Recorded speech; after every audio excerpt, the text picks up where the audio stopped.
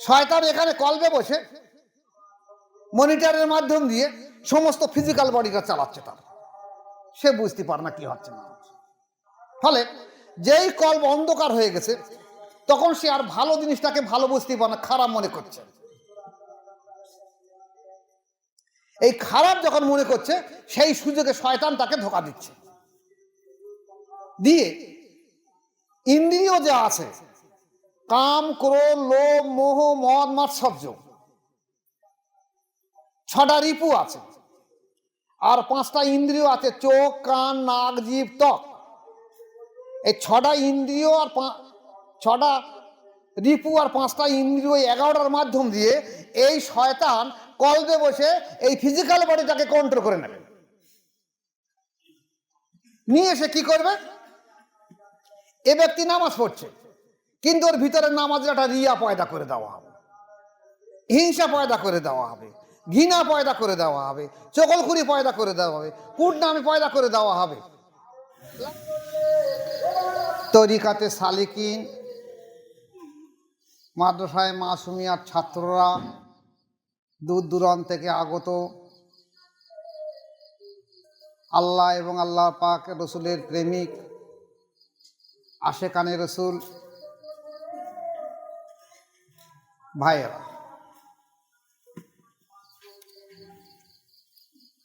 প্রতি সপ্তাহে আমাদের এখানে আলোচনা চলে। মাসের শেষ বৃহস্পতিবারটা একটু বড় আকারে আলোচনা হয়। সেই হিসেবে ইংরাজি মাসের শেষ বৃহস্পতিবার আজকেরকার আলোচনা থাকবে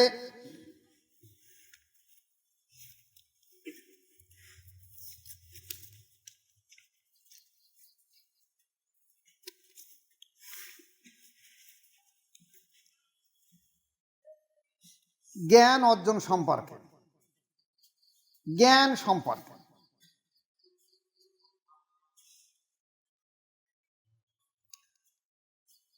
তালাবুল ইলমি ফারিজাতুন আলা কুল্লি মুসলিমি ওয়া মুসলিমা, ইলম শিক্ষা করা ফরজে আইন পুরুষ এবং স্ত্রী উভয়ের। এখন অন্য জায়গায় এসে আল ইলমু ইলমানি, ইলম 2 প্রকার। আজকেরকার আলোচনা ভাইটাল আলোচনা ভালো করে খেয়াল করবেন, না বুঝতে পারলে আমাকে প্রশ্ন করবেন ফের। এলেম যে 2 প্রকার, 2 প্রকার এলেমটা কি? একটা হলো শরিয়াতি এলেম, একটা হলো তরিকাতি এলেম। শরিয়াতি এলেম, তরিকাতি এলেম। এখন এই শরিয়াতি এলেম এবং তরিকাতি এলেম রসুল পাক সাল্লাল্লাহু আলাইহি ওয়াসাল্লামের জামানায় দুটো একসঙ্গে ছিল। আল্লাহ রসুল সাল্লাল্লাহু আলাইহি ওয়াসাল্লাম গিয়ে মানুষ শরিয়াত শিক্ষা করত আর তরিকাত শিক্ষা করত বায়াতের মাধ্যম দিয়ে। দেখুন, আপনাদের ভিতরে অনেকের গবেষণা আছে, অনেকে চিন্তা ভাবনা করেন, অনেকে চিন্তাবিদ রয়েছে। একবার ভালো করে খেয়াল করুন যে হুজুর পাক সাল্লাল্লাহু আলাইহি ওয়াসাল্লামের কাছে অহরহ মানুষ বায়াত হতে আসছে, বায়াত হয়ে চলে যাচ্ছে। কাউকে রসুল পাক সাল্লাল্লাহু আলাইহি ওয়াসাল্লাম বলছে, দেখো এখনকার সমাজ ব্যবস্থা খুব খারাপ, তুমি যদি প্রকাশ করে দাও যে আমি আল্লাহ রসুলের কাছে বায়াত হয়েছি তাহলে তোমার উপরে জুলুম অত্যাচার হবে, তুমি একদম গোপন থাকো। যখন দেখবে মক্কায় আমরা জয়ী হয়ে গেছি তখন তুমি প্রকাশ করবে যে আমিও কিছুদিন আগে বায়াত ছিলাম, এখন প্রকাশ করবে না। এই যে বায়াত হওয়ার পরে অনেকে চলে যাচ্ছে, অনেকে থাকছে, এর মধ্যে দেখা যাচ্ছে হুজুর পাক সাল্লাল্লাহু আলাইহি ওয়াসাল্লামের ঘরের পাশে আসাপে সুপ্পা একটা জায়গা ছিল, সেখানে সর্বসময় 40 থেকে 140 পর্যন্ত সাহাবারা চুপচাপ বসে থাকত। এদের মধ্যে কিছু সাহাবা ছিল যারা কোরআন লিখত, যারা কোরআন লিখত, বাকিগুলো কি করত? বাকিগুলো তসবিহ জিকির মুরাকাবা নামাজ নিয়ে মশগুল থাকতো, তসবিহ জিকির মুরাকাবা নিয়ে মশগুল থাকতো। কারণ আল্লাহ পাকের সঙ্গে প্রেমের দরকার। একটা হাদিসে এসেছে, হুজুর পাক সাল্লাল্লাহু আলাইহি ওয়াসাল্লাম একদিন দেখলেন যে ওনার কয়েকদিন উনি অভুক্ত আছেন, সংসারে খানা রান্না হয়নি। এখন যা খানা আসতো আর রান্না হতো বা মেহমানরা দিয়ে যেত, অধিকাংশ সময় মেহমানরা দিয়ে যেত। মেহমান মানে সাহাবারা।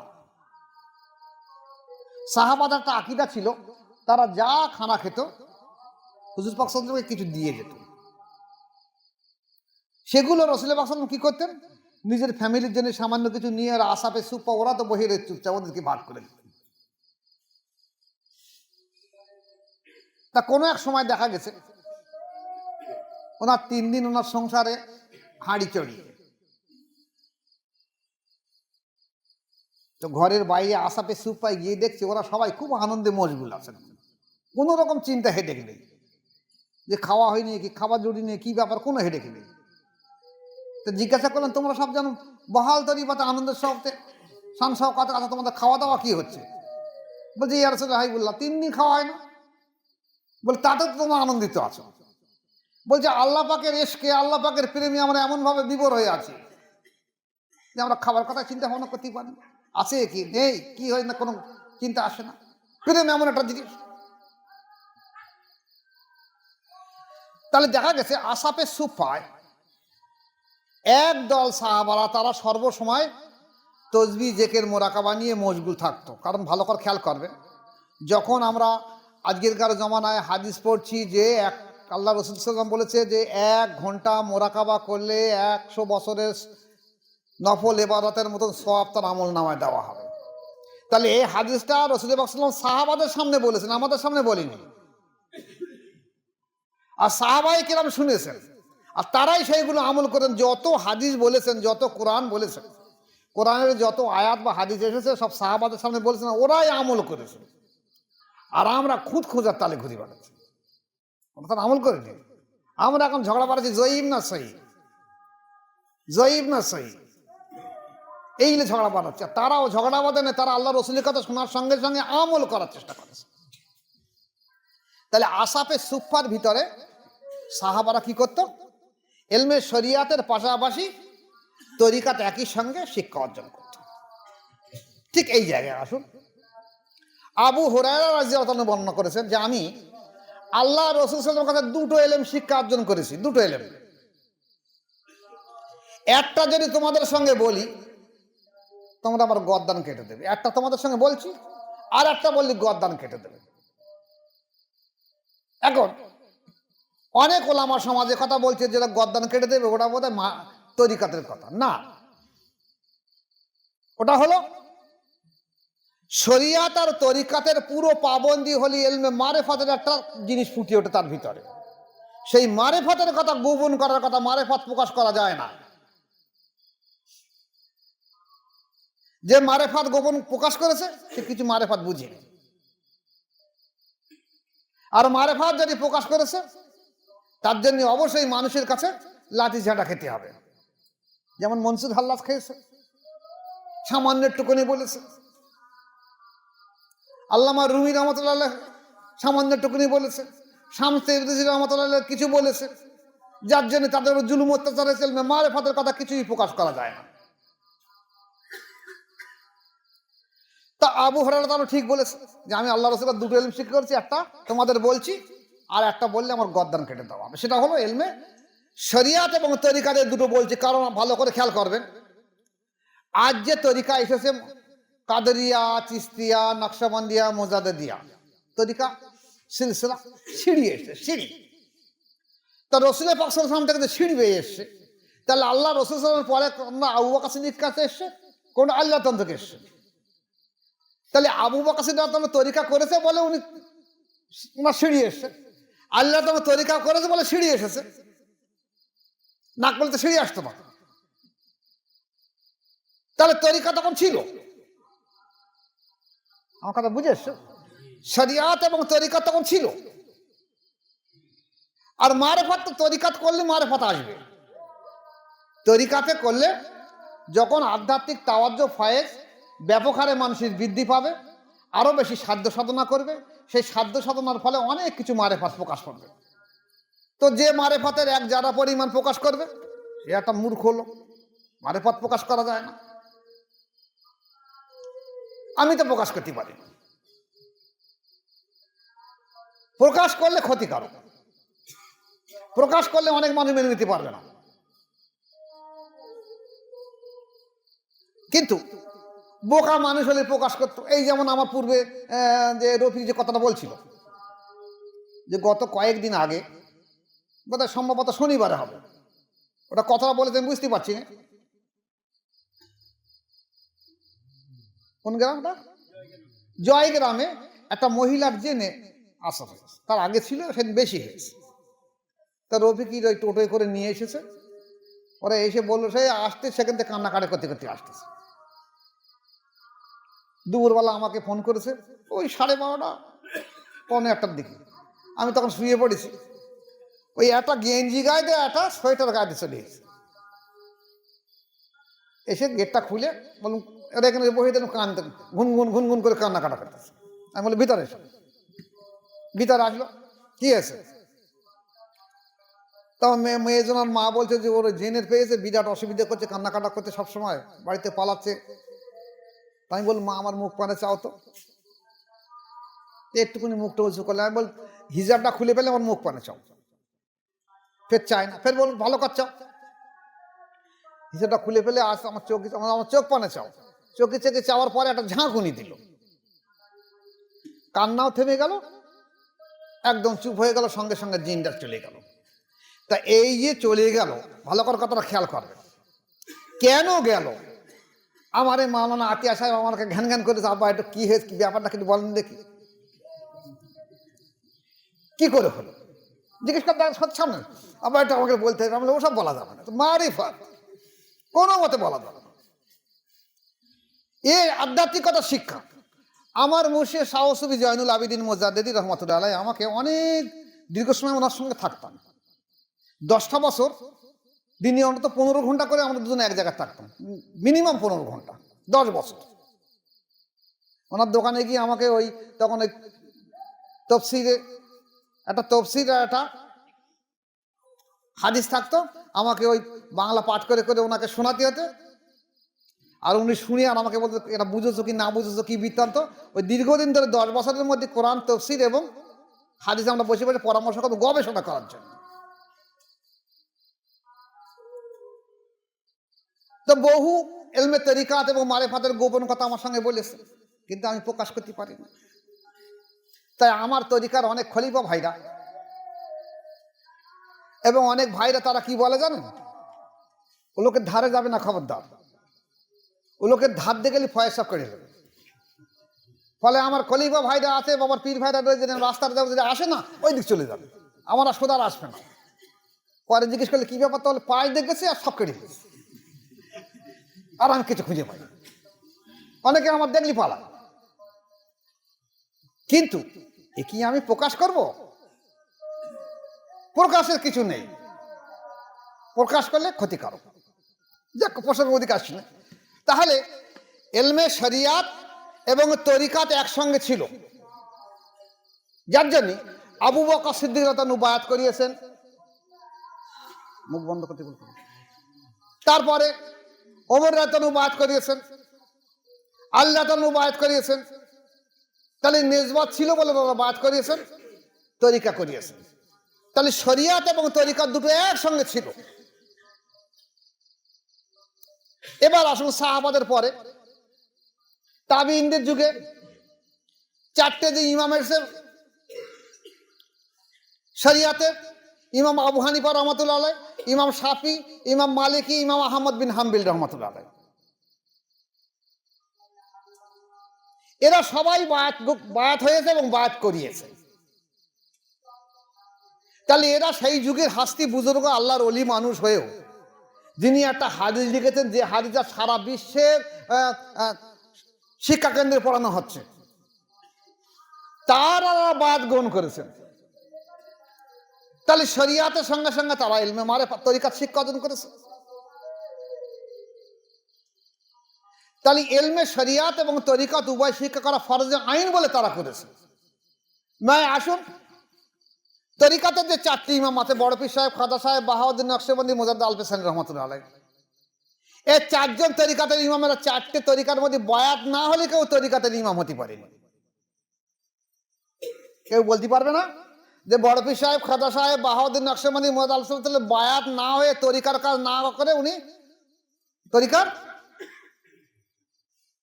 ইমাম হয়েছে। তাহলে তরিকা বা বায়াত হবা শরিয়াত এবং তরিকাতে একসঙ্গে ছিল। দেখুন ভালো করে খেয়াল করে কেমন ছিল। আল্লামা রুমি রহমাতুল্লাহ আলাইহি সেই সময় উনি সর্বশ্রেষ্ঠ আলেম ছিলেন, সর্বশ্রেষ্ঠ আলেম ছিলেন। তা আল্লামা রুমি রহমাতুল্লাহ আলাইহি বহু রকম ওনার গল্প গুজব এসেছে, ইতিহাসে এসেছে। একদিন কুতুবখানায় বসে উনি একটা কেতাবে লিখেছে যে আমি ইলমে শরিয়াতের সমস্ত শিক্ষা অর্জন করেছি।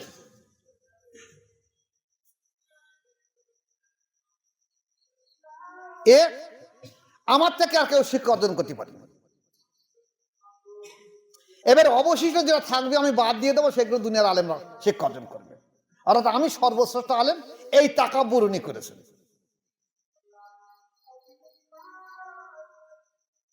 কথাটা বহু রকম ভাবে এসেছে, আমি সেদিকে যাচ্ছি না। শামস তেবরেজি রহমাতুল্লাহ আলাইহি সেই সময় কাদেরিয়া তরিকার একটা বড় বুজুর্গ ছিলেন। ওনার কথাটা কানে লাগলো, উনি বুজুর্গ ব্যক্তি, যে রুমি এত বড় কথা বলেছে যে কোরআন হাদিসের মগজ আমি ভক্ষণ করেছি, কোরআন এবং হাদিসের মগজ আমি ভক্ষণ করেছি, আর যা হাড় হাড্ডি আছে এগুলো ফেলে দিয়েছি, তামাম দুনিয়ার আলেমরা সেইগুলো নিয়ে সন্তুষ্ট থাকে। এত বড় জবরদস্ত আলেম। যখন উনি মারিফাত অর্জন করি, তরিকাত অর্জন করি, শামস তেবরেজি রহমাতুল্লাহ এই কথা শুনে ওনার মনে খুব আঘাত লাগলো যে এত বড় মাওলানা তাকাব্বুর করছে। ঠিক আছে নাকি? এখন কোন কেতাবে এসে উনি শামস তেবরেজি রহমাতুল্লাহ পাগলের বেশ, পাগল ধরে ভেসে বাস করতেন। তখন কাদেরিয়া চিশতিয়া তরিকা মানুষও অল্প খেত, ছেঁড়া করা পোশাক পরতো, গুদড়ি পরতো, মানে চট পরতো, মানুষের কাছে ধোকা দেওয়ার জন্য যে আমি একটা সাধারণ মানুষ, ফকির মানুষ, আমার কোনো মূল্য নেই। এখনকার আমাদের এটা কোনো খেলাপাত পালে সে ট্রেনিংকার লাভ মারবে, ও কি হয়ে গেছে আমি একবার, হ্যাঁ, এর কাছে গিয়ে বলবে হাল অবস্থা আমার বল, আমি কি আছে না আছি, আমি আসছি, সে কথা পরে। কিন্তু ওনারা গোপন হয়ে থাকতো যেন মানুষ না বুঝতে পারে যে আমার ভেতর কিছু আছে। এখন তো সেই ইউটিউবের মাধ্যমে টুপি পরে গিয়ে পিসা বনে যাচ্ছে প্রকাশ হওয়ার জন্য। তো শামস তেবরেজি রহমাতুল্লাহ এসে গুদড়ি পরে এসে আল্লামা রুমি রহমাতুল্লাহ কুতুবখানায় এসে বলছেন, হুজুর আমাকে একটা কেতাব দেন একটু পড়ি। আর উনি চেয়ে দেখলেন একটা ফকির মানুষ এসে, উনি কিছু পয়সা দিতে চাচ্ছেন। উনি বলছেন পয়সা নেবো না, কেতাব দেন একটু পড়বো। বলতে ফকির মানুষ কেতাবলে কি পড়বে, কিন্তু ফকির মানুষ তুমি কেতাবলে কি পড়বে? তাহলে কেতাব দেবে না? বলছেন না কেতাব দেওয়া হবে না। উনি চলে গেলেন। যাওয়ার সময় দূরের দিকে গিয়ে একটু কটাক্ষ করে ওনার কুতুবখানার দিকে, লাইব্রেরির দিকে, বহু সব ওনার হাতে লেখা কেতাব, একটা লাইব্রেরি, তাকালেন, থেকে চলে যাচ্ছেন। ইমিডিয়েটলি দেখলেন রুমি রহমাতুল্লাহ ওনার কুতুবখানার সমস্ত ঘরে সব আগুন ধরে গেছে। উনি ছুটে বাইরে চলে আসেন। আগে কেতাবটা বাঁচানোর জন্য পানি টানি দিয়েছে, কিন্তু একটা কেতাবও বাঁচাতে পারেনি। তখন উনি চিন্তা করলেন এই ফকির সাহেবের ব্যাপার না তো, আগুন ধরলো কি করে?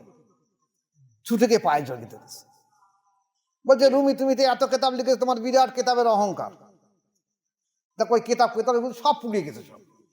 বল তাহলে তুমি লিখেছো যে আমি কোরআন হাদিসের মগজ ভক্ষণ করেছি আর হাড় হাড্ডি দিয়েছি, দুনিয়ার আলেম ওলামারা ওই হাড় হাড্ডি নিয়ে সন্তুষ্ট থাক, তাহলে এবার কি হবে? বলছে হুজুর সব পুড়িয়ে গেছে। অন্য একটা আলোচনা এসে আলোচনা ওনার জীবনের সম্পর্কে এসে, যিনি একটা কুয়ার পাশে বসে কেতাব লিখছেন। এখন শামস তেবরেজি রহমতুল্লাহ সেখানে আসলেন, এসে হাত দিয়ে কেতাবটা ধাক্কা মেরে কুয়ায় ফেলে দিচ্ছেন।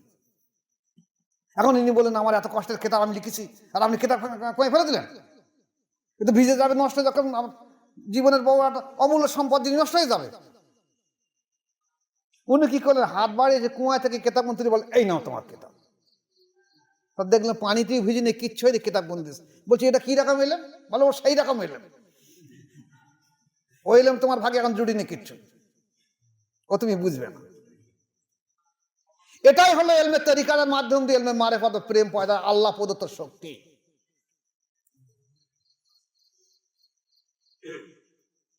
এই ব্যাপক শক্তি। তাহলে এলমে শরিয়াত এবং তরিকাত উভয় শিক্ষা করা ফরজ আইন। আজকের ওলামা সমাজ বলছে না, এলমে তরিকাত শিক্ষা করা মুস্তাহাব, তরিকা শিক্ষা করা মুস্তাহাব। এখন শরিয়াত শিক্ষা করা কতটা পরিমাণ ফরজ আইন? একটা মানুষের দৈনন্দিন জীবনে যতটা লাগে, চাই পুরুষ এবং স্ত্রী, দৈনন্দিন জীবনে যতটা লাগে অতটা শিক্ষা করা ফরজ আইন, বাকিগুলো মুস্তাহাব। আর সমাজের কিছু ব্যক্তি এই সমস্ত হাদিস কোরআন জানাও জরুরি রয়েছে, নতুবা পরবর্তী প্রজন্ম এর থেকে দূরে সরে যাবে। ঠিক তদ্রুপ এলমে তরিকাত কতটা শিক্ষা করা ফরজ আইন? শরিয়াতে এতটা হলো, তরিকাত শিক্ষা ফরজ আইন। তরিকাত শিক্ষা ততটা ফরজ আইন, হুজুর পাক সাল্লাল্লাহু আলাইহি ওয়াসাল্লাম বলছে, দেখো, যখন কোনো মানুষ কোনো গুনহার কাজ করে, তখন তার কলবে একটা কালো দাগ পড়ে যায়। এই দাগ পড়তে পড়তে পড়তে পড়তে কলটা এত কালো হয়ে যায়, শয়তান সেই জায়গায় বসে থাকে। গুনহা যখন করছে তখন শয়তান সেই কলবে বসে থাকবে। আমরা দেখেছি অনেক সময় কম্পিউটার যারা চালায়, মনিটর যারা চালায়, সে একজন বসে রয়েছে কম্পিউটার চালাচ্ছে, বসে রয়েছে এখানে, কিন্তু চলছে, চালাচ্ছে, কম্পিউটারের মাধ্যমে সবকিছু চলছে। তো শয়তান এখানে বসে, শয়তান এখানে কলবে বসে মনিটরের মাধ্যম দিয়ে সমস্ত ফিজিক্যাল বডিটা চালাচ্ছে, তার সে বুঝতে পারে না কি হচ্ছে না হচ্ছে। ফলে যেই কলব অন্ধকার হয়ে গেছে, তখন সে আর ভালো জিনিসটাকে ভালো বুঝতে পারে না, খারাপ মনে করছে। এই খারাপ যখন মনে করছে, সেই সুযোগে শয়তান তাকে ধোঁকা দিচ্ছে, দিয়ে ইন্দ্রিয় যে আছে, কাম, ক্রোধ, লোভ, মোহ, মদ, মাৎসর্য, 6টা রিপু আছে, আর 5টা ইন্দ্রিয় আছে, চোখ, কান, নাক, জিভ, ত্বক। এই 6টা ইন্দ্রিয় আর 6টা রিপু আর 5টা ইন্দ্রিয়, 11টার মাধ্যম দিয়ে এই শয়তান কলবে বসে এই ফিজিক্যাল বডিটাকে কন্ট্রোল করে নেবে। নিয়ে এসে কি করবে? এ ব্যক্তি নামাজ পড়ছে, কিন্তু ওর ভিতরে নামাজের একটা রিয়া পয়দা করে দেওয়া হবে, হিংসা পয়দা করে দেওয়া হবে, ঘৃণা পয়দা করে দেওয়া হবে, চকলখুরি পয়দা করে দেওয়া হবে, কুটনামি পয়দা করে দেওয়া হবে, লাগালাগি পয়দা করে দেওয়া হবে। আর এগুলোকে মনে করা হবে কি, এটা কোনো খারাপ কাজ না, তুমি তো নামাজ পড়ছো, তুমি তো ভালো কাজ করছো, নামাজ পড়ছো, এটা তো খারাপ কাজ না। তাহলে একদিকে দেখা যাচ্ছে একটা মানুষ এই যে নফসের কুমন্ত্রণা থেকে বাঁচা, অর্থাৎ এলমে তরিকাতের বায়াত হওয়ার পরে এলমে তরিকাতের মাধ্যম দিয়ে অন্তরকে সুস্থ করার দুটো দিক আছে। একটা দিক আসবে, প্রকাশ্যে হচ্ছে, মানুষকে হিংসা করছে, ঘৃণা করছে, গীবত করছে, গালাগালি করছে, ফাসাদ করছে, অহংকার করছে, ওজনে কম দিচ্ছে, আল ঠেলছে, যত খারাপিয়াত বাহ্যিকভাবে সব সে করছে। আর একটা আভ্যন্তরীণ আছে, অন্তর থেকে মানুষের মধ্যে ঘৃণা পয়দা হচ্ছে, রিয়া পয়দা হচ্ছে, এবাদতের রিয়া পয়দা হচ্ছে, বড়াই আসছে, আমিত্ব আসছে। এগুলোর ভিতর থেকে আসছে, একটা বাহ্যিক থেকে একটা ভিতর থেকে দুরকম ভাবে তার নফসকে বশীভূত করে দেওয়া হচ্ছে। যদি একটা মানুষ এলমে তরিকার বায়াত না হয়েছে, তাহলে তার এই অন্তঃকরণ জীবনভর শুদ্ধ সুস্থ আসবে না। আর এই অন্তঃকরণ শুদ্ধ সুস্থ যদি না আসে, এ ব্যক্তি জাহান্নামের উপযুক্ত হবে। এখন এই জায়গা বাদ দিয়ে সরে আসি। দেখবে ইমাম মালিক রহমাতুল্লাহ আলাইহ মুয়াত্তা কিতাবে বলেছে, দেখো, যে ব্যক্তি জাহিরি শিক্ষা করলো, অর্থাৎ শরিয়াত শিক্ষা করলো, বাতিনি শিক্ষা করলো, সে ব্যক্তি ফাসিক। আর যে ব্যক্তি বাতিনি শিক্ষা করলো, শরিয়াত শিক্ষা করলো, সে ব্যক্তি হলো জিন্দিক বা কাফির। আর যে এই শরিয়াত এবং তরিকাত উভয় শিক্ষা করলো, সে হলো হাকিকাতি আলিম। হাকিকাতে আলিম হতে গেলে কি হবে? শরিয়াত এবং তরিকাত উভয় শিক্ষা করতে হবে, তো হাকিকাতে আলিম হবে না। তাহলে ইমামরা এক বলেছে, শরিয়াতের ইমাম বলেছে, তরিকাতের ইমাম বলেছে, রাসূল পাক সাল্লাল্লাহু আলাইহি ওয়াসাল্লাম করে দেখিয়েছে, সাহাবারা করিয়েছে, তাবেঈন আইমায়ে মুজতাহিদিন সবাই করেছে। আজকের ওলামা সমাজ বলছে এই তরিকার বায়াত হওয়া মুস্তাহাব। কেন? আসলে কারণ হলো এদের অন্তরে শয়তান বসে রয়েছে। এলমের একটা অহংকার এসছে অন্তরের ভিতরে।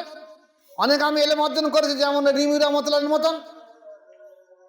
রুমি রহমতুল্লাহ থেকে তো আলেম বড় আলেম হয়নি, যার জন্য বড় পীর আব্দুল কাদের জিলানী রহমতুল্লাহ বলেছে, আলেম সম্প্রদায় দেখে ইশারা করে বলেছে, ও মাওলানা আলেম সম্প্রদায়, যদি তুমি আমার কাছে বায়াত গ্রহণ করো, তাহলে তোমার সমস্ত শিক্ষা, এলেম, দরবেশি, তাকওয়া, পরেজগারি সব বাড়ি থেকে দিয়ে এসো, এখানে সব নিয়ে এসো না। তুমি এখানে আসো, ঝুলি খালি করে আসো, আর আমার কাছে যা আছে এই জিনিস নিয়ে তুমি ভর্তি করো, তাহলে দেখা যাবে আল্লাহ পরে তো মারেফত তোমার থেকে সরে যাবে না। কিন্তু আজ দেখা যাচ্ছে আমাদের দেশের আলিমরা কি করছে, যদিও বায়াত হয়ে কিন্তু বগলে ঝামাই রেখে দিচ্ছে, আমি আলিম, আমি মাওলানা, আমি মুফতি। তাহলে এখানে কি করতে এসেছো?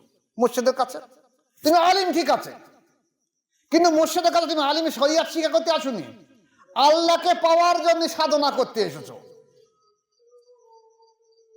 একটা ঘটনা বলি, বুঝতে পারবে। রাবেয়া বসরি রহমাতুল্লাহ আলাইহি, তখন ওনার নাম বিখ্যাত, জগৎ বিখ্যাত অলি মানুষ। তা কয়েকজন মানুষ ওনার কাছে গিয়েছে। একদল বলছে যে আমি জাহান্নামের ভয়ে ইবাদত করি, আমারটা ঠিক না, ও জান্নাতের জন্য ইবাদত করে, ওইটা ঠিক। এটা বলে বুঝিয়ে দেন আমাকে। এখন আমাদের দেশের আলেম কি করবে? ফট করে ফতোয়া দিয়ে দেবে, কারণ তো শরিয়াতে আলেম, এক সেকেন্ড দেরি করবে না। রাবেয়া বসরি রহমাতুল্লাহ করলেন কি, ঠিক আছে বসো। উনি বলেন, দেখো, আমি যদি এক গ্লাস পানি নিয়ে এই জাহান্নামটা নিভিয়ে দেই, তাহলে তোমার কি আর জাহান্নামের ভয় লাগবে? বলছেন না, লাগবে। তাহলে মনে করো জাহান্নাম নেই। আর আমি যদি একটা বাকারি নিয়ে জান্নাতটাকে ভেঙে চুরমার করে দিয়ে দিই, তাহলে তুমি কি জান্নাতের জন্য ইবাদত করতে? তোমার তো জান্নাত থাকলো, কার জন্য ইবাদত করবে? বলছে আল্লাহর জন্য ইবাদত করো। বলে আল্লাহর জন্য ইবাদত করো, জান্নাত জাহান্নামের জন্য ইবাদত করো না। ইবাদত করো আল্লাহকে পাওয়ার জন্য, আল্লাহর রজামন্দি হাসিল করো, আল্লাহ যেভাবে রাখে সেইভাবে সন্তুষ্ট থাকো।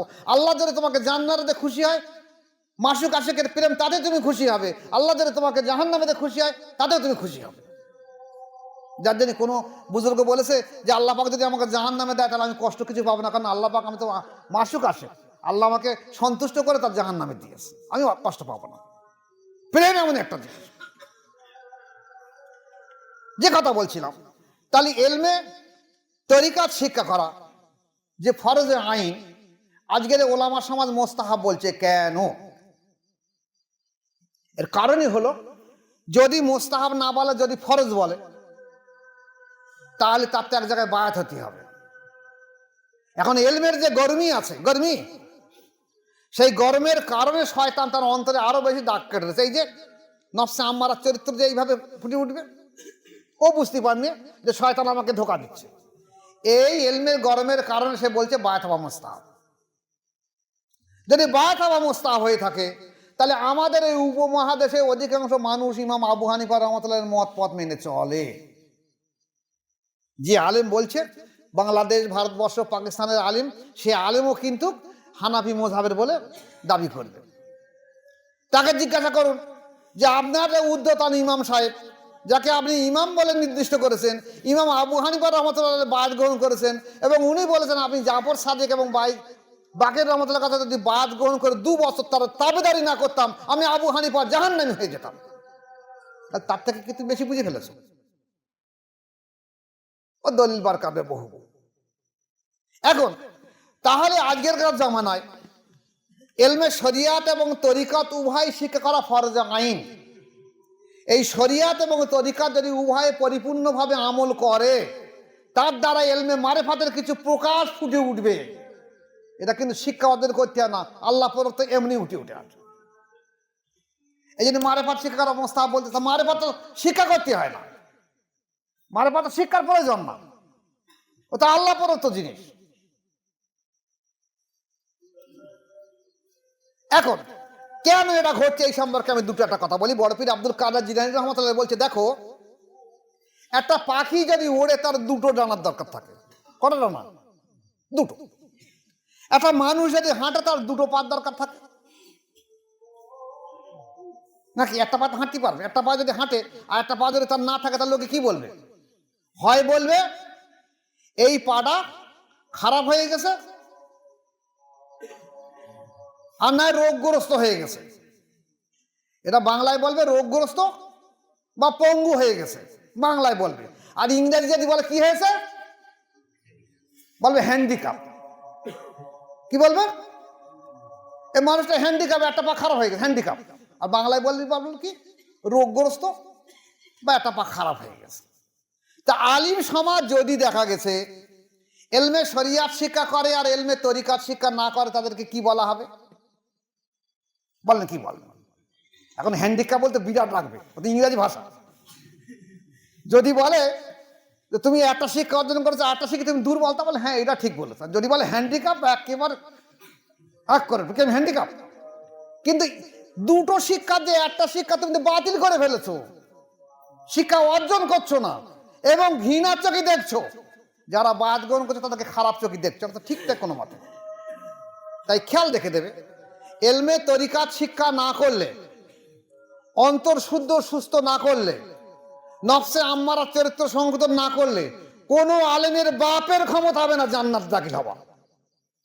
আমি আজ বলে যাচ্ছি ইউটিউবের মাধ্যম দিয়ে, শুধু বাংলা না, ভারতবর্ষ না, উপমহাদেশের সমস্ত আলেমের দিকে আমি চ্যালেঞ্জ করে বলে যাচ্ছি, যদি কোনো আলেমের ক্ষমতা থাকে মনে বলুক যে অন্তর নফসে আম্মারা চরিত্র সংশোধন করে নফসে লাওয়ামা, নফসে মুলহেমা, নফসে মুতমাইন্না না করলে সে ব্যক্তি জান্নাতি হয়ে যাবে। কারণ অন্তরে তো রোগ রয়েছে। সেই রোগাক্রান্ত অবস্থা যে কোরআন তেলাওয়াত করছে, নামাজ পড়ছে, রোজা করছে, হজ করছে, দান সাদকা সব করছে, কিন্তু তার অন্তরে শয়তান বসে রয়েছে। তাহলে অন্তরে শয়তান বসে থেকে নামাজ হয়, অন্তরে শয়তান বসে কোরআন তেলাওয়াত হয়, অন্তরে শয়তান বসে তাহলে হজ হয়, অন্তরে শয়তান বসে জাকাত হয়, কোনো কিছু হয়। কিন্তু আজকের ওলামা সমাজের এমন ঘুণ পোকা লেগেছে যে এরা এই দেখছে যে আমি যদি বায়াত গ্রহণ করি তাহলে আমি খাওয়া দাওয়া বন্ধ হয়ে যাবে, আমার একটু হিসেব করে হারাম হালাল বেঁচে খাতে হবে, আমি খাতে পারবো না। তাই জাহান্নামে যেতে হয় তাও যাব, তবু বায়াত গ্রহণ করে খাওয়া বন্ধ করবো না। জাহান্নামে যেতে হয় তাও যাব, তবু বায়াত গ্রহণ করে আমি পয়সা নেওয়া বন্ধ করবো না। এইটা পদ্ধতি, এটা তো আমাদের আফসোস। তাহলে ইলম শিক্ষা করতে 2টো ফরজ আইন, শরিয়াত এবং তরিকত, তাহলে তোমরা একটাকে অস্বীকার করছো কেন? আরে অস্বীকার করার সঙ্গে সঙ্গে তো কাফির হয়ে যাবে। আল্লাহ রসুলের হাদিসকে অস্বীকার করলে তো কাফের হয়ে যাবে। কি মনে হবে, হবে কি না হবে? তুমি বলো আমি করতে পারিনি, আমি অসুবিধে অসহায় কারণের আমি করতে পারিনি, এটা ভালো কথা। কিন্তু তুমি যদি অস্বীকার করো আল্লাহ রসুলের হাদিসকে অস্বীকার করলে কাফের হয়ে যাবে। তাই আমি সমস্ত ওলামা সমাজ যারা আগামীতে ইউটিউব দেখবে, তারপরে বা যারা আমার ভক্ত মুরিদ যারা আছে সারা বিশ্ব জুড়ে, আমি সবার কাছে হাত জোড় করে অনুরোধ করছি, আপনারা শরিয়াত এবং তরিকা উভয় আমল করুন, তাহলে আপনারা মকসুদ মঞ্জিলে পৌঁছতে পারবেন। আর আল্লাহ রাসূল এই যে ইলম শিক্ষা করার বলেছে এই কারণেই বলেছে। কারণ ভালো করে খেয়াল করবেন, হেরা গুহায় সর্বপ্রথম ওই এসে ইকরা, ইকরা, এই পড়ার মাধ্যম দিয়ে মানে জ্ঞান অর্জন করার কথা বলা হয়েছে। সেই জ্ঞান যদি অর্জন না করতে পারো তুমি জীবনে কোনো আল্লাহকে, আল্লাহর পরিচয় পাবে না। আর আল্লাহর পরিচয় না পেলে ইবাদত কোনো জীবনে কবুল হবে না। তাই তো আল্লাহ রাসূল বলে তুমি এমনভাবে ইবাদত করো, ইহসান এমনই একটা জিনিস, তুমি এমনভাবে ইবাদত করো তো তুমি আল্লাহকে দেখছো। আর যদি তোমার তেমন আন্তরিকতা না থাকে, অন্তর্চক্ষু না থাকে, তাহলে তুমি মনে করো আল্লাহ তোমাকে দেখছে, এইটুকু মনে করো, এটা একটা ঈমানের অংশ।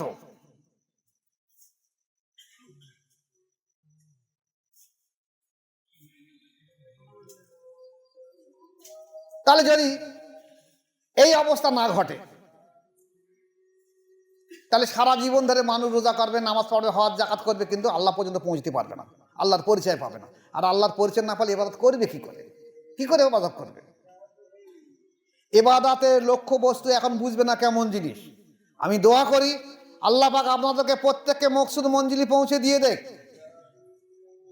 ইবাদতের লজ্জত স্বাদ আল্লাহ পাক আপনাদের ভিতরে এনে দেখ। আমি দোয়া রাখি, যেহেতু আপনারা আমার মুরিদ, আমি চাই যে আপনারা প্রত্যেক আমাদের ইবাদতের স্বাদটা গ্রহণ করুন। ইবাদত কেমন জিনিস, প্রত্যেকটা জিনিসই স্বাদ আছে। ইবাদতের একটা স্বাদ আছে, নামাজের একটা স্বাদ আছে, রোজার একটা স্বাদ আছে, কলেমের একটা স্বাদ আছে, জাকাতের একটা স্বাদ আছে, হজের একটা স্বাদ আছে, কিন্তু প্রকাশ করা নয়। প্রকাশ করলে তো ক্ষতিগ্রস্ত। তাই গোপন রেখে আপনাদের বলছি যে আপনারা কঠোর থেকে কঠোরতম সাধ্য সাধনা করুন। আমি দোয়া রাখি আল্লাহ পাক আপনাদের প্রত্যেককে মকসুদ মঞ্জিলি পৌঁছে দিয়ে দেন। আল্লাহ আমাদের প্রত্যেক ভাইকে আমল করার তৌফিক দেখ। ওয়া মা আলাইনা ইল্লাল বালাগ। আসসালামু আলাইকুম ওয়া রাহমাতুল্লাহি ওয়া বারাকাতুহু।